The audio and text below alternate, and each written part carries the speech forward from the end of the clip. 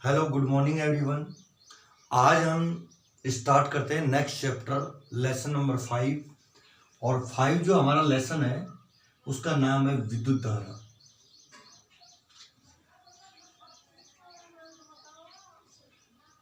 Current,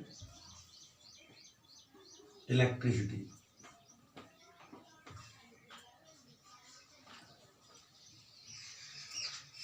हमने last class के अंदर 4th चैप्टर के न्यूमेरिकल करवाए थे और उसके अंदर न्यूमेरिकल के 3 वीडियो बनाए थे, video first, video second, video third. और हम उसमें वस्तुनिष्ठ क्वेश्चन करवाए थे, फिर हमने आंकिक क्वेश्चन करवाए थे।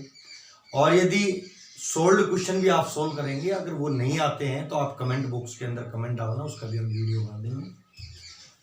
अब हम पढ़ते हैं विद्युत धारा के बारे में। आज हम नए चैप्टर जो हमारा है बोर्ड के अंदर, देखो बच्चों, ये चैप्टर नंबर 5 और 6 ये दोनों जो चैप्टर हैं ये राजस्थान बोर्ड के अंदर इनकी जो मार्किंग रहती है वो 5 मार्क्स के क्वेश्चन आते हैं। और यहां से इनकी जो मार्किंग रहती है वो 2+2+1 की रहती है। यानी 5 और 6 वाले चैप्टर में 2 नंबर का क्वेश्चन आएगा, या तो 5 में से 2 का आएगा, 6 में से 2 का आएगा। 1 नंबर का क्वेश्चन 5 और 6 में किसी में से भी आ सकता है। तो सबसे पहले देखो, हमने जब ये फर्स्ट फिजिक्स स्टार्ट किया था तो हमने एक शब्द के बारे में चर्चा की थी जिसका नाम था विद्युतिकी। ये फिजिक्स की एक ऐसी ब्रांच थी, भौतिक विज्ञान की एक ऐसी शाखा थी जिस शाखा के अंतर्गत हमने आवेशों के बारे में, उनके गुणों के बारे में, उनकी म्यूचुअल इंटरेक्शन के बारे में हमने स्टडी की थी। उस ब्रांच का नाम है विद्युतिकी। अब ये जो विद्युतिकी है इसको 2 भागों में हमने डिवाइड किया था। एक पार्ट का नाम है स्थिर विद्युतिकी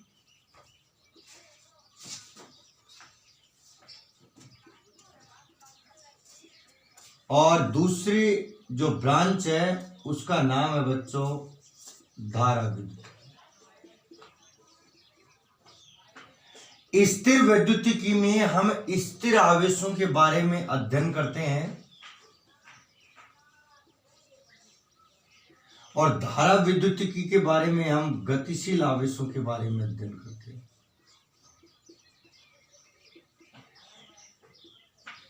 यानी दोनों में महत्वपूर्ण जो अंतर हो गया वो ये हो गया कि स्थिर विद्युतिकी की एक ऐसी शाखा है जिसके अंतर्गत स्थिर आवेशों के बारे में अध्ययन किया जाता है, और धारा विद्युतिकी जो है वो एक विद्युतिकी की ऐसी शाखा है जिसके अंतर्गत गतिशील आवेशों के बारे में अध्ययन किया जाता है।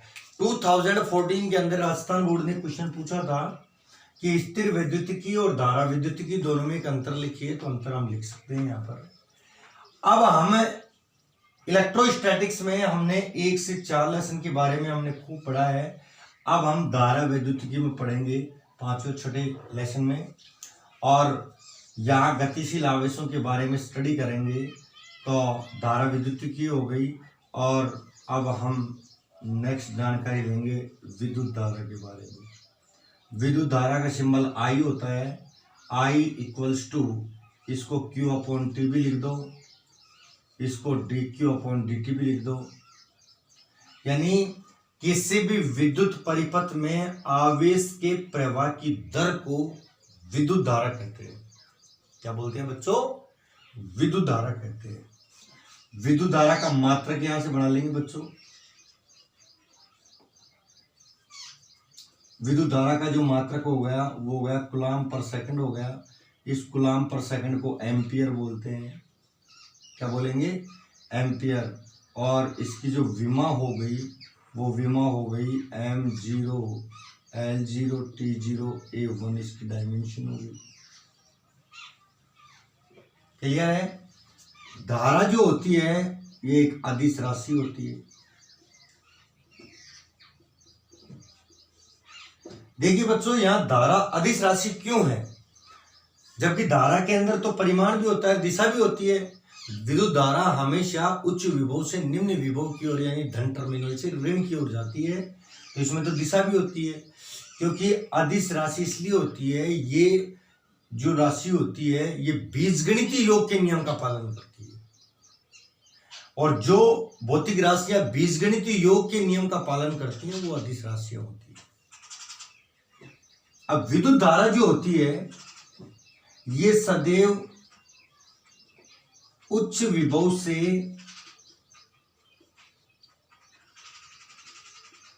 निम्न विभव की ओर प्रवाहित होती है। धारा जो होती है ये उच्च विभव से निम्न विभव की ओर प्रवाहित होती है। इलेक्ट्रॉन की दिशा धारा की दिशा के विपरीत होती है।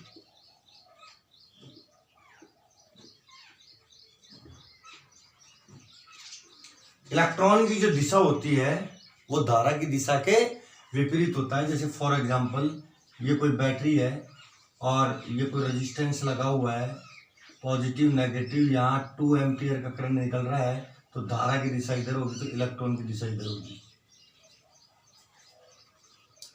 और बच्चों देखो, एक होती है धातुएं, और धातुओं में धारा का जो चालन है वो होता है मुक्त इलेक्ट्रॉन के द्वारा, और अर्धचालकों में होल व इलेक्ट्रॉन के द्वारा। 16 नंबर चैप्टर में हम डिस्कस करेंगे इलेक्ट्रॉनिक्स के अंदर कि अर्धचालकों में होल व इलेक्ट्रॉन के द्वारा, और विलयनों के अंदर आयनों के द्वारा। क्लियर है?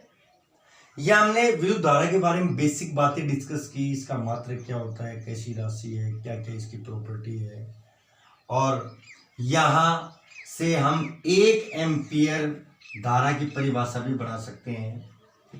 Q का मान 1 कूलाम ले लो और T का मान 1 सेकंड ले लो, तो I का मान 1 एम्पियर हो। यानी किसी भी चालक में 1 कूलाम का आवेश यदि 1 सेकंड तक प्रवाहित होता है तो उस चालक में प्रवाहित होने वाली जो धारा है वो 1 एम्पियर होगी। क्या होगी बच्चों? 1 एम्पियर होगी।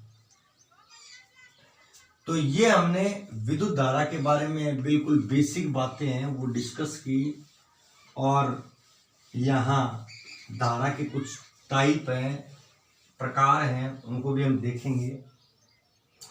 वैसे तो इनको हम चैप्टर नंबर 10 में डिस्कस करेंगे। एक होती है प्रत्यावर्ती धारा,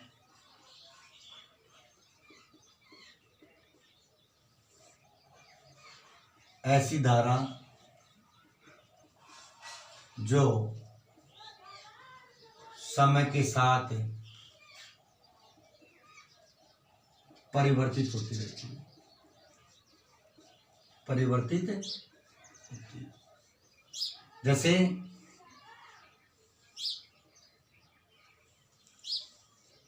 जीरो समय T/4 पर मैक्सिमम, T/2 पर मिनिमम, 3T/4 पर फिर मैक्सिमम नेगेटिव साइड में, T पर मिनिमम। इस धारा को बोलते हैं हम ऑल्टरनेट करंट, प्रत्यावर्ती धारा। और इस प्रत्यावर्ती धारा के बारे में हम चैप्टर नंबर 10 में डिटेल से डिस्कस करेंगे। दूसरी धारा जो होती है दिष्ट धारा, डीसी बोलते हैं इसको। ऐसी धारा जो समय के साथ जिसका मान,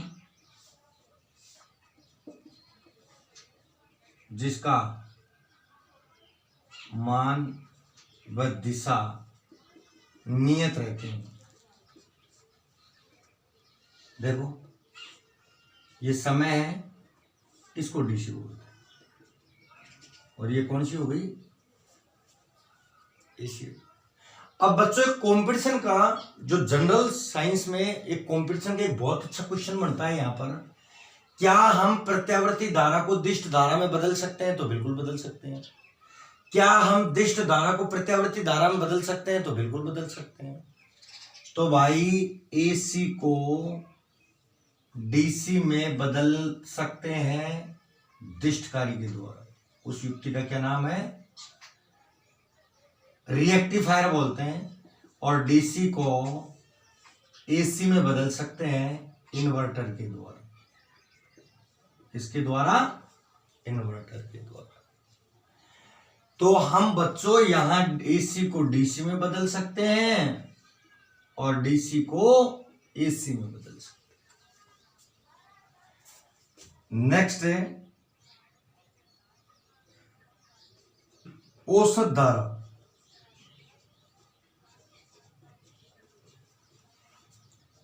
किसी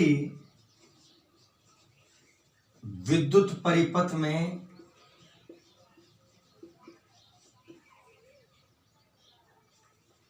आवेशों के प्रवाह की औसत दर को औसत धारा कहते हैं।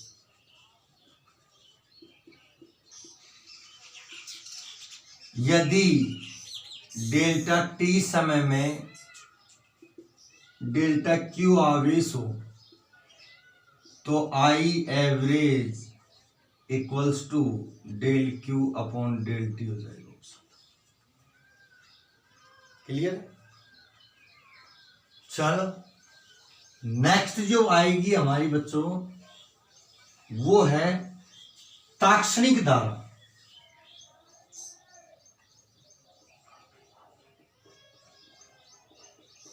ताक्षणिक धारा, इंस्टेंटेनियस करंट।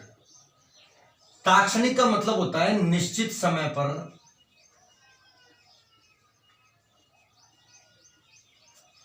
परिपथ में प्रवाहित होने वाली धारा को। निश्चित समय पर परिपथ में जो धारा प्रवाहित होती है उसको हम जैसे I instantaneous equals to limit delta T tends to 0 del Q upon del T हो जाएगा। तो ये हो जाएगा D Q upon D T. Clear है? जैसे हम एक क्वेश्चन करते हैं इसके ऊपर एक एग्जांपल समझिए।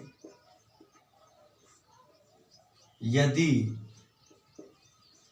किसी परिपथ में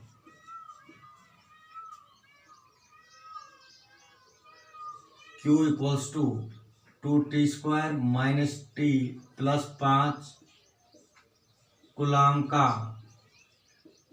आवेश प्रवाहित होता है तो t बराबर 5 सेकंड पर धारा क्या हो? धारा क्या हो? इस क्वेश्चन को समझिए बच्चों। Q का मान दे रखा है हमारे पास 2t² माइनस का t प्लस का 5। तो I इक्वल्स टू हो जाएगा D Q upon D T D upon D T 2t² minus का t प्लस का 5। अवकलन करो इसका। I equals to 4t minus का 1 प्लस का 0 t का अवकलन 1 हो गया और ये आ गया t बराबर 5 रख दो 20 माइनस 1 बराबर 19 एम्पियर आएगा। ये आपका क्वेश्चन हो गया। क्लियर है? नेक्स्ट हम डिस्कस करते हैं धारा घनत्व के बारे में। किसके बारे में बच्चों? धारा घनत्व के बारे में।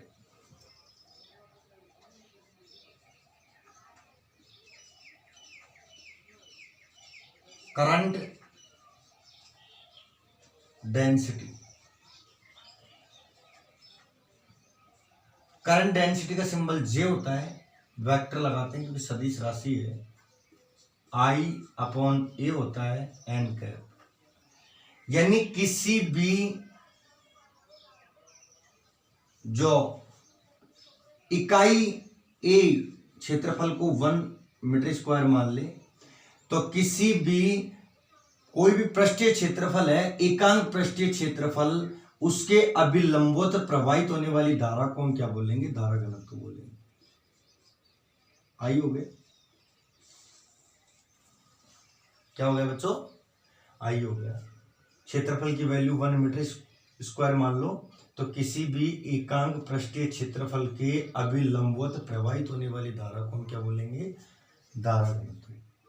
एक बार बोर्ड के एग्जाम में इसका मात्रक पूछ लिया गया था। धारा का क्या होता है? एम्पियर। और क्षेत्रफल का क्या होता है? Metre square. और इसकी विमा क्या हो गई? A1/L2। तो ये हो गया L-2A1। तो इसकी आप डेफिनेशन याद रखना और इसका मात्रक याद रखना। बोर्ड के एग्जाम में इसकी परिभाषा इंपॉर्टेंट। अब हम इस चैप्टर में पढ़ते हैं ओम का नियम।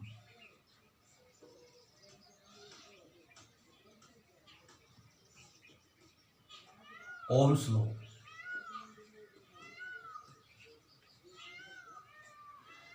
देखो, डॉक्टर जॉर्ज साइमन ओम ने एक नियम दिया था, और वो नियम क्या था उस नियम को समझिए आप। ये कोई चालक है, इस चालक की लंबाई L, इसका क्रॉस सेक्शन एरिया A, अनुप्रस्थ काट क्षेत्रफल। तो ओम ने ये बोला कि भाई ये चालक है, इसकी लंबाई, इसका क्षेत्रफल और इसका ताप, यदि ये चीज नियत रहती है, मतलब बदलती नहीं है, तो इस चालक के सिरों पर जो विभवांतर है वो धारा के समानुपाती होता है। यदि किसी चालक की लंबाई, उसका क्षेत्रफल और उसका ताप यदि नियत रहता है, तो इस चालक में यदि धारा प्रवाहित की जाए तो इसके सिरों पर उत्पन्न विभवांतर इसमें प्रवाहित होने वाली धारा के समानुपाती होता है। V प्रोपोर्शनल टू I है, तो बच्चों V equals to IR। R एक समानुपाती नियतांक है और इस R को बोलते हैं हम चालक का प्रतिरोध। क्या बोलेंगे? और यहां V और I के अंदर एक ग्राफ आ गया। इसका जो ग्राफ आएगा वो इस तरीके से आएगा, देख लो। लेकिन ये जो लॉ है ये यूनिवर्सल लॉ नहीं है, सार्वत्रिक नियम नहीं है कि धारा का मान बढ़ाते रहो विभवांतर बढ़ता रहेगा, फिर धारा बढ़ाते रहो विभवांतर बढ़ता रहेगा। ये केवल एक निश्चित पॉइंट तक या निश्चित सिचुएशन तक ही बढ़ सकता है, उसके बाद में ये वक्त इस तरीके से होने लगता है। तो हम ये बोल सकते हैं कि ये लॉ जो है ये यूनिवर्सल लॉ नहीं है। तो R इक्वल्स टू हो गया V/I। ये जो R है ये किसी भी चालक में धारा प्रवाह में अवरोध उत्पन्न करता है। धारा प्रवाह में अवरोध उत्पन्न करता है।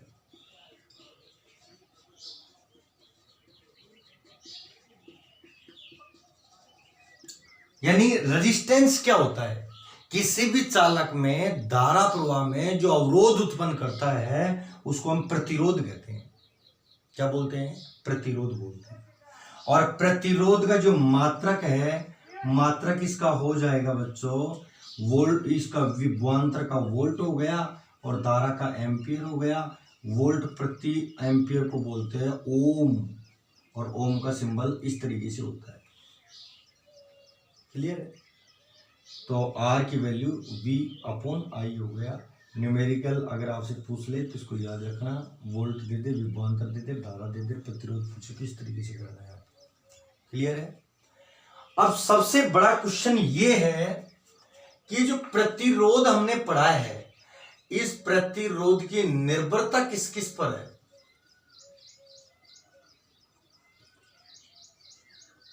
ये मोस्ट टॉपिक है, 1 नंबर का क्वेश्चन बन सकता है बोर्ड के एग्जाम में कि प्रतिरोध की निर्भरता किस किस के ऊपर है। देखो बच्चों, R प्रोपोर्शनल टू L, पहली चीज, यानी प्रतिरोध लंबाई के समानुपाती होती है। लंबाई बढ़ेगी तो प्रतिरोध बढ़ेगा। दूसरी चीज, प्रतिरोध जो होता है वो क्षेत्रफल के व्युत्क्रमानुपाती होता है। क्षेत्रफल बढ़ेगा तो प्रतिरोध घटेगा और क्षेत्रफल घटेगा तो प्रतिरोध बढ़ेगा। तीसरी चीज, तो प्रतिरोध जो होता है वो ताप के भी समानुपाती होता है। इस चीज का कॉन्सेप्ट वैसे हम आगे पढ़ाएंगे आपको कि प्रतिरोध ताप पर भी निर्भर करता है। कैसे निर्भर करता है इसकी भी हम एक अलग टॉपिक है आगे चल करके, उसके अंदर हम आपको पढ़ाएंगे। तो देखो, प्रतिरोध लंबाई पर निर्भर किया, क्षेत्रफल पर निर्भर किया, ताप के ऊपर निर्भर किया। तो यहां इन दोनों को मिलाकर के हम ये लिख दें R proportional to L upon A हो गया। अब इस समानुपाती के चिन्ह को हटाएंगे तो एक नियतांक लगेगा यहाँ, ये हो गया R equals to rho L upon A। चूंकि रो को बोलते हैं प्रतिरोधकता, क्या बोलेंगे? प्रतिरोधकता बोलेंगे। क्लियर है बच्चों? अब यहां पर इस प्रतिरोधकता के बारे में हम और प्रतिरोध के बारे में हम आपको एक टेबल बना करके पढ़ाते हैं। तो दोनों में आप अंतर देखिए, क्योंकि इन दोनों का जो अंतर का क्वेश्चन बोर्ड के एग्जाम में आपसे पूछा जा सकता है, तो आप इसको अच्छे से पढ़ें। एक हो गया प्रतिरोध, रेजिस्टेंस, और दूसरा हो गया रेजिस्टिविटी, प्रतिरोधकता। पहली चीज, R equals to V upon I होता है, मात्रक वोल्ट पर एम्पियर हो गया, जिसको ओम बोलते हैं। इसमें देखो हमने ही पढ़ा था R equals to rho L upon A होता है, तो रो इक्वल्स टू हो गया RA अपॉन L। मतलब इसका जो मात्रक हुआ, R का प्रतिरोध का ओम हुआ, क्षेत्रफल का मीटर स्क्वायर और लंबाई का मीटर, 1 मीटर से मीटर कट जाएगा तो ओम इंटू मीटर आ गया। यानी इसका मात्रक ओम। प्रतिरोध और प्रतिरोधकता अलग अलग चीजें होती हैं बच्चों, ये एक चीज नहीं होती। इसका मात्रक ओम होता है, इसका मात्रक होता है ओम इंटू मीटर हो गया। नेक्स्ट चीज, ये लंबाई पर डिपेंड करता है और ये क्षेत्रफल पर भी डिपेंड करता है। लेकिन प्रतिरोधकता जो है, ये मोस्ट बात है, प्रतिरोधकता जो होती है ना तो लंबाई पर डिपेंड करती, ना क्षेत्रफल पर डिपेंड करती और ना त्रिज्या पर डिपेंड करती। रेजिस्टिविटी कभी भी चालक की त्रिज्या के ऊपर निर्भर नहीं करती, लंबाई के ऊपर निर्भर नहीं करती, क्षेत्रफल के ऊपर निर्भर नहीं करती। यह केवल रेजिस्टिविटी केवल पदार्थ की प्रकृति के ऊपर और ताप पर निर्भर करती है। किस पर निर्भर करती है? ताप के ऊपर। क्लियर है? यह तो प्रतिरोध और प्रतिरोधकता ही अलग अलग चीजें होती हैं। दूसरी चीज कि कोई धातु है, मान के चलो ये तांबा लिया और यहां भी तांबा है, तो इस तांबे की प्रतिरोधकता जो होती है वो निश्चित होता है। किसी भी धातु की प्रतिरोधकता निश्चित होती है, लेकिन प्रतिरोध का मान जरूरी नहीं है निश्चित हो, यदि ताप अपरिवर्तित रही तो। बात पूरी सुनना मेरी। किसी भी धातु की प्रतिरोधकता निश्चित होती है, लेकिन जरूरी नहीं है कि प्रतिरोध निश्चित हो यदि ताप अपरिवर्तित रहे। फॉर एग्जाम्पल, मैं इसको एक एग्जाम्पल से समझाता हूं, आप समझने की कोशिश करना। एक उदाहरण दे रहा हूं मैं। बोर्ड के एग्जाम में आपसे कैसे कैसे क्वेश्चन आ सकते हैं, इन टॉपिकों के ऊपर मैं क्वेश्चन लिख रहा हूं।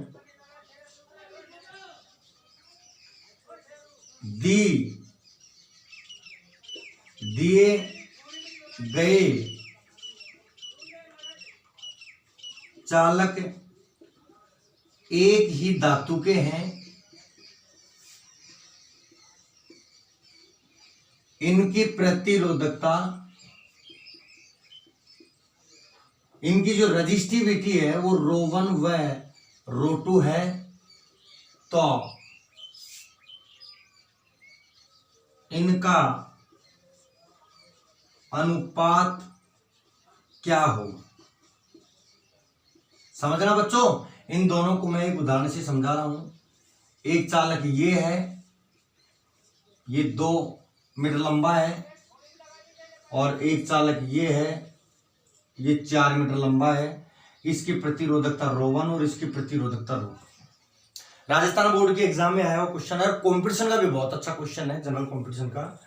दिए गए चालक एक ही धातु के हैं, ये दोनों एक ही धातु के हैं, तो इनकी प्रतिरोधकता ρ1 तथा ρ2 है, तो इनका अनुपात क्या होगा। तो प्रतिरोधकताओं का अनुपात क्या होगा, यानी ρ1/ρ2, इसका मान आएगा 1। क्यों आएगा, क्योंकि जो प्रतिरोधकता इसकी होगी वही प्रतिरोधकता इसकी होगी। क्यों, क्योंकि धातु समान है। प्रतिरोधकता का मान लंबाई पर डिपेंड नहीं करता। अगर यह रेजिस्टेंस पूछता तो अलग हो जाता रेजिस्टेंस। तो प्रतिरोधकता, एक ही धातु की प्रतिरोधकता निश्चित होती है, तो प्रतिरोधकताओं का अनुपात क्या आएगा बच्चों, 1 आएगा। पहला क्वेश्चन। नेक्स्ट क्वेश्चन देखिए,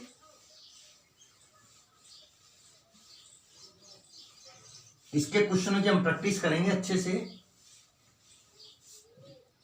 नेक्स्ट क्वेश्चन, यदि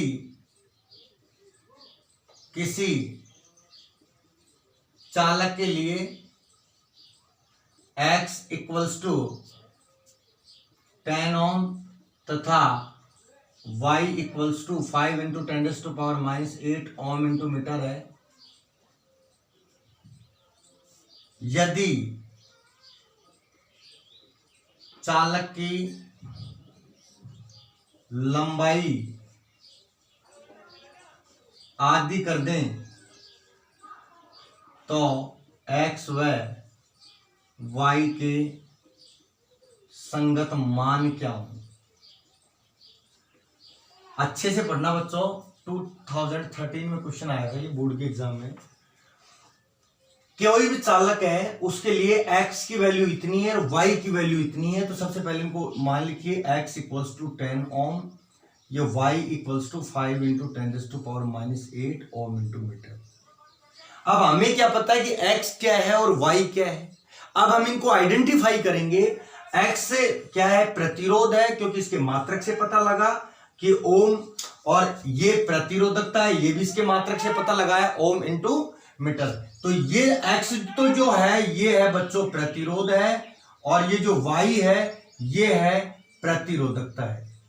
ये क्या है बच्चों, प्रतिरोधकता है। तो देखो ये तो प्रतिरोध है, हमें मात्रक से पता लग गया, क्योंकि ओम प्रतिरोध का मात्रक होता है, ओम × मीटर प्रतिरोधकता का होता है। अब देखिए, यदि चालक की लंबाई आदि कर दें, अगर लंबाई आदि कर दें तो प्रतिरोध R ∝ L होता है। लंबाई आदि कर रहे हैं तो प्रतिरोध भी आधा हो जाएगा, 5 ओम उत्तर आ जाएगा। लेकिन प्रतिरोधकता पर कोई प्रभाव नहीं पड़ता है। क्यों नहीं पड़ता है, क्योंकि हमने ये पढ़ा था कि प्रतिरोधकता जो होती है वो ना तो लंबाई पर डिपेंड करती, ना क्षेत्रफल पर डिपेंड करती, ना त्रिज्या पर डिपेंड करती है। तो ये हमारा क्वेश्चन हो गया इस टाइप का। तो नेक्स्ट हमारा टाइप, हमने प्रतिरोध और प्रतिरोधकता के ऊपर इस टाइप का क्वेश्चन करवाया। इस टाइप के क्वेश्चन को भी बच्चों आपको करना है। नेक्स्ट टाइप देखिए आप, अगला क्वेश्चन, दिए गए VI ग्राफ में प्रतिरोध का मान क्या होगा। प्रतिरोध का मान क्या हो। ये कोई ग्राफ है, इसमें हमें प्रतिरोध का मान फाइंड आउट करना है। इधर V है, इधर I है, तो ये हो गया 0.4, 0.20, 0.40, 0.8 और 0.80, 0.16। देखो इधर विभवांतर की वैल्यू है और इधर किसकी वैल्यू है, धारा की वैल्यू है। किसी के भी लिए प्रतिरोध का मान निकाल लो, R = V/I होता है। देखो V अगर ये लेते हो तो आई ये लो, 0.20/0.4 कितना आया। इसकी जो वैल्यू है वो हम कम कर देंगे, इसको हटा दो और इसको हटा दो, तो या फिर आप डायरेक्ट सॉल्व कर दो। R = इसके लिए आ गया, इसके लिए वही आएगा 0.40/0.8। ठीक है, तो इसकी जो वैल्यू है वो नियत रहती है रेजिस्टेंस की, तो किसी के लिए भी आप ये मान निकाल सकते हो। तीसरा टाइप का क्वेश्चन हो गया ये। अगर पेपर में इस टाइप का क्वेश्चन नहीं आता है तो आप इस टाइप का क्वेश्चन देखिए। मैं आपको एक ट्रिक बता रहा हूं, इस ट्रिक को याद रखना। कंपटीशन के बच्चों के लिए ये इंपॉर्टेंट ट्रिक है, जो जनरल कंपटीशन है उनके बच्चों के लिए। यदि किसी चालक का प्रतिरोध R है और इसकी लंबाई में n गुना वृद्धि कर दें, बच्चों ध्यान से देखना, n गुना वृद्धि कर दें, तो नया प्रतिरोध R' = n²R हो जाता है, जबकि प्रतिरोधकता वही रहती है। मैं बार बार बोल रहा हूं, प्रतिरोधकता लंबाई पर निर्भर नहीं करती है, तो प्रतिरोधकता वही रहती है। क्लियर है। यदि कोई भी चालक है, उसका प्रतिरोध R है और उसकी लंबाई में n गुना वृद्धि कर दें, तो नया प्रतिरोध R' = n²R हो जाता है, जबकि प्रतिरोधकता वही रहती है। जैसे इसके ऊपर एक क्वेश्चन करवाता हूं आपको, एग्जांपल समझना बच्चों। किसी चालक का प्रतिरोध 5 ओम है, यदि इसकी लंबाई को 2 गुना वृद्धि कर दें, तो प्रतिरोध व प्रतिरोधकता क्या होगी। क्लियर है बच्चों। तो देखो R' = n²R, यानी 2 गुणा किया है ना, तो 2 का स्क्वायर इंटू R 5, 4 गुणा 5 यानी 20 ओम हो जाएगा। प्रतिरोध 20 ओम और प्रतिरोधकता अपरिवर्तित रहेगी, प्रतिरोधकता अपरिवर्तित है। क्लियर है। इसको पढ़ना अच्छे से, बोर्ड की बुक के अंदर इसके क्वेश्चन सोल्व करना। बाकी नेक्स्ट क्लास में हम जनरल कंपटीशन वाले बच्चों के लिए इस प्रतिरोध और प्रतिरोधकता के ऊपर अच्छे अच्छे क्वेश्चन करवाएंगे, तो उन क्वेश्चनों को भी आप इसके अंदर अच्छे तरीके से पढ़ सकते हैं। ठीक है, तो आज की क्लास हमारी यहीं फिनिश है। इसको आप अच्छे से पढ़ेंगे बच्चों। Thank you.